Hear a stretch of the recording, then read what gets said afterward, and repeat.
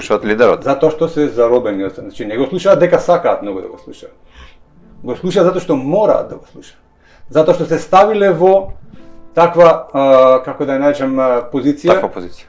Да поданичка и послушничка и така натака, а тоа го прави изборниот закон со отворени листи. Значи тие не можат да дојдат на изборна листа за да бидат избрани на избори, ако не се постават во таква поданичка позиција, да го замолат лидерот што год сакаат, он ќе направи, ќе му ветат, ќе дадат на залог имот, пари, ќе остават, ќе потпишат меници, што год да треба, само да ги стави на добитна позиција да станат пратеници. Значи главната поента ни е дека доколку се промени сето ова и доколку има отворени листи, сето ова нема да биде така. Токму така. Него ќе функционира на поинаков начин. Се руши и тотално ќе функционираме како Шведска, како Данска, како Финска.